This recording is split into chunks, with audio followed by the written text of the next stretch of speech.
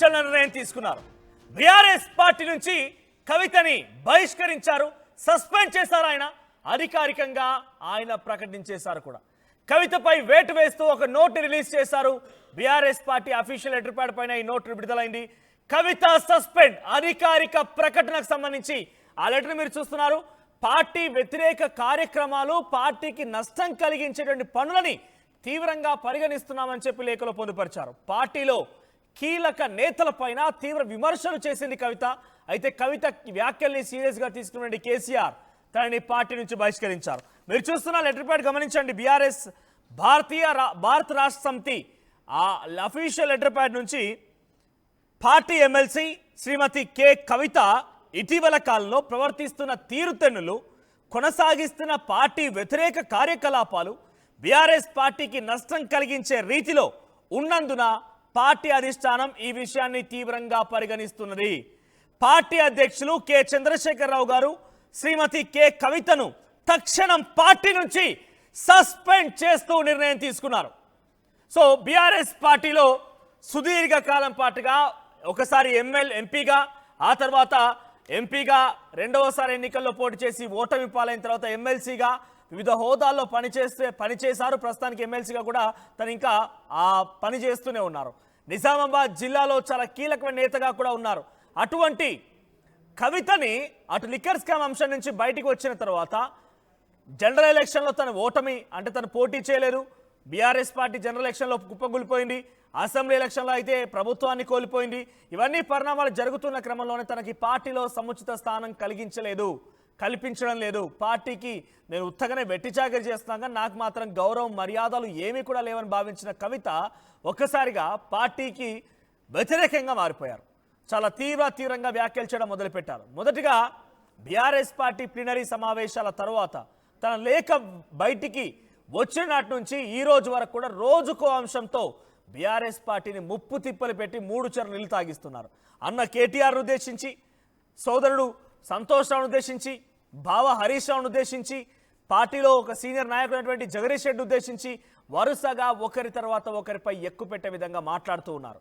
ఈ పరిణామాల్లో BRS party ఒక రకంగా కంప్లీట్గా కొలాప్స్ అయిపోయింది. బీఆర్ఎస్ పార్టీ సొంత పార్టీలో సంబంధించినటువంటి ఎమ్మెల్సీఏ తన కుటుంబంలో ఒకటువంటి కవితని ఈ రకమైన వ్యాఖ్యలు చేస్తూ ఉండగా బీఆర్ఎస్ పార్టీ పరిస్థితి ఎలా ఉంటుందో అర్థం చేసుకోండి. బీఆర్ఎస్ పార్టీ కంప్లీట్గా కొలాప్స్ అయిపోయింది. బీఆర్ఎస్ పార్టీ ఏమాత్రం కూడా కవిత వ్యాఖ్యల్ని సహించకుండా కంప్లీట్గా ఒక రకంగా దిగజారిపోయిందనేటువంటి పరిస్థితి కూడా వారంతా మాట్లాడుతూ ఉన్నారు. ఎస్, మా ప్రతినిధి మధు కూడా సిద్ధంగా ఉన్నారు. మధు, అఫీషియల్ అనౌన్స్మెంట్ రానే వచ్చేసింది.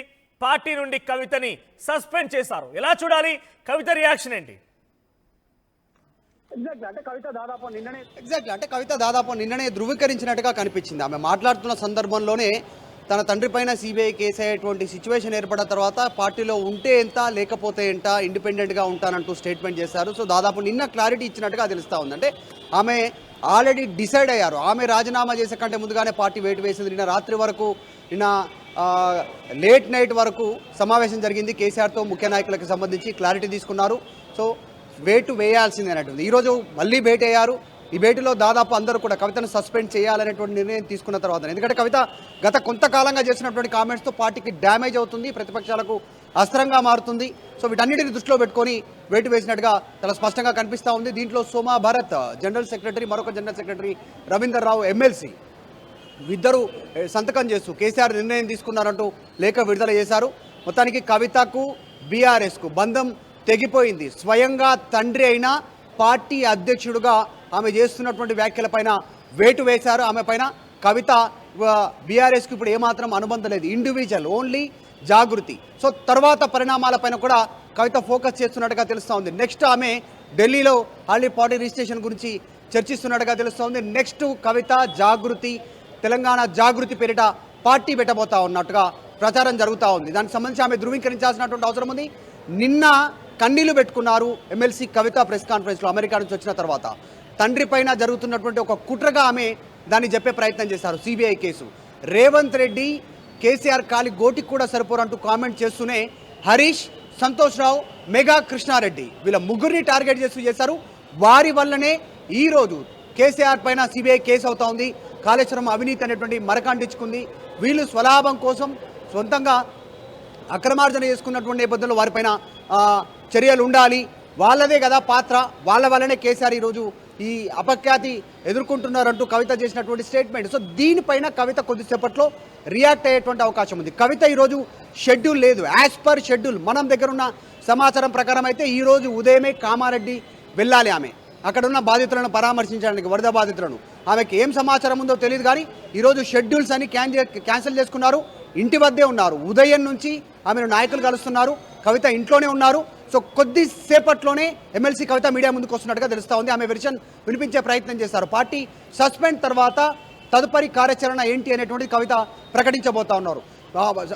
అన్ని విషయాలు తెలిసిన తర్వాత మరింతగా రెస్పాండ్ అవుతానంటూ కూడా కవిత చెప్పారు. అంటే ఇంకా చిట్టా విప్పబోతున్నారు హరీష్ రావు, సంతోష్ రావు, వాళ్ళ సంబంధించినటువంటి ఇంకా ఎవరెవరు పార్టీలో దయ్యాలు, కోవట్టులు ఎవరు అనేటువంటిది మొత్తం ఆమె కొద్దిసేపట్లో ఓపెన్గా చెప్పబోతా ఉన్నారు. మీడియా ద్వారా చెప్పేటువంటి ప్రయత్నం చేస్తారు. తదువారదా నెక్స్ట్ స్టెప్ ఏంటి కవిత అనేటువంటి కూడా ఆమె భవిష్యత్ కార్యాచరణ కూడా ఆమె చెప్పబోతా ఉన్నారు. కొద్దిసేపటి క్రితం పిసిసి చీఫ్ మహేష్ కుమార్ గౌడ్ ఆర్టీవీతో మాట్లాడారు.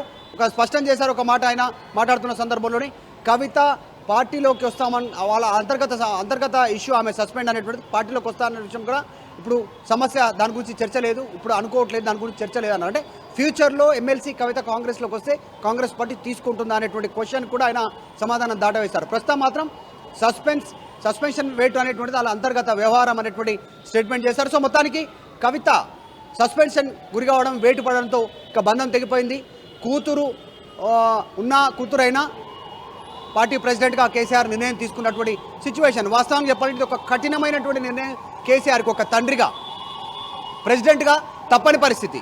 సో కాబట్టి మొత్తానికి కవిత పైన వేటుపడ్డటువంటి సిచ్యువేషన్. రైట్ మధు, అంటే ఇక్కడ బీఆర్ఎస్ పార్టీ చాలా క్లియర్గా ఉందా, ఇకపై కవితకి సంబంధం పూర్తిగా తెగిపోయినట్టేనా, లేదంటే కూతురుగానైనా కూడా తనకి ఏదైనా అవకాశం ఉంటుందా, మళ్ళీ తనకి ఈ సస్పెన్షన్ ఎత్తివేసే అవకాశం ఉంటుందా? అంటే నెవర్, ఇప్పుడున్నటువంటి సిచ్యువేషన్లో సస్పెన్షన్ ఎత్తివేసేటువంటి పరిస్థితులు ఇండివిజువల్గా ఉంటానన్నారు. ఆల్రెడీ గత కొంతకాలంగా జాగృతి పేరిటనే కార్యక్రమాలు చేస్తున్నారు. ఆమె ఎక్కడ పార్టీ కార్యక్రమాల్లో పాల్గొనట్లేదు, పార్టీ ఆఫీస్కి రావట్లేదు, పార్టీ సంబంధించినటువంటి అంశాలపైన మాట్లాడట్లేదు. కేవలం కేసీఆర్ను సమర్థిస్తూ మాత్రమే ఆమె మాట్లాడుతున్నారు. కాళేశ్వరం కమిషన్ ప్రతి నోటీస్ ఇచ్చిందో హాజరు కావాలంటూ ఆమె ధర్నా చేశారు ఇందిరా పార్క్ దగ్గర. తర్వాత దానిపైనే మాట్లాడారు. రీసెంట్గా ఇప్పుడు కూడా సిబిఐ కేసుకు సంబంధించి తండ్రిని మాత్రమే సమర్థిస్తున్నారు. మిగతా ఎవరిని ఆమె గుర్తించట్లేదు, కనీసం మిగతా ఎవరిని కూడా, హరీష్ కానీ, సంతోష్ని కానీ, కేటీఆర్ని కానీ. సో కవిత నెక్స్ట్ తదుపరి ఏం చేయబోతున్నారు అనేటువంటి ద బిగ్ క్వశ్చన్. పార్టీయా లేదంటే జాగృతి అట్లా కార్యక్రమాలు చేస్తారా కొన్ని రోజుల వరకు? సస్పెన్షన్ ఎత్తివేసేటువంటి సిచ్యువేషన్ ఉండకపోవచ్చు, ఎందుకంటే గతంలో అట్లాంటి పరిస్థితి ఎప్పుడు బీఆర్ఎస్లో జరగలేదు. ఎవరిపైన సస్పెన్షన్ వేసి ఎత్తివేసినటువంటి ఇన్సిడెంట్. మిగతా పార్టీలు బీజేపీ, కాంగ్రెస్లోనేమో నోటీస్ ఇస్తారు, వివరణ కోరుతారు, షోకాజ్ నోటీస్ ఇచ్చి తర్వాత చర్యలు తీసుకోవాలా లేదా, వారి సంతృప్తికరంగా వాళ్ళ సమాధానం ఉన్నా లేదా, ఈ రకంగా ఒక ప్రాసెస్ ఉంటుంది. బీఆర్ఎస్లో అట్లాంటి ప్రాసెస్ లేదు. వేటు పడితే డైరెక్ట్గా పార్టీ నుంచి అవుటే బయటికి, మళ్ళీ ఇన్నో అవకాశం లేదు. కానీ ఇక్కడ కూతురు కాబట్టి ఫ్యూచర్లో ఎట్లా ఉంటుంది అనేటువంటిది ఇప్పుడు మనం గెస్ చేయడానికి లేదు. కానీ ప్రస్తుతం అయితే కవిత పార్టీ నుంచి సస్పెండ్ అయినటువంటి నేపథ్యంలో భవిష్యత్తు పైన ఆమె మాట్లాడేటువంటి అవకాశం, ఆమె రాజకీయ భవిష్యత్తు పైన.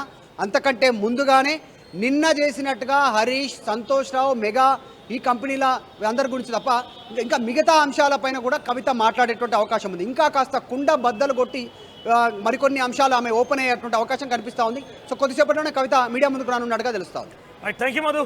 సో మొత్తం మీద బీఆర్ఎస్ పార్టీ కవితని పార్టీ నుంచి సస్పెండ్ చేసింది. ఇటీవల కాలంలో తను చేసేటువంటి ప్రవర్తనలు, తన యొక్క మాటలు పార్టీకి నష్టం కలిగించేటువంటి రీతిలో ఉన్నాయి కాబట్టి ఈ నిర్ణయం తీసుకుంటామని చెప్పి అఫీషియల్గా ఈ లెటర్ ప్యాడ్ మీద కల్వకుంట్ల కవితను తక్షణమే పార్టీ నుంచి సస్పెండ్ చేయడానికి నిర్ణయం తీసుకున్నామని చెప్పి అఫీషియల్గా అనౌన్స్ చేశారు.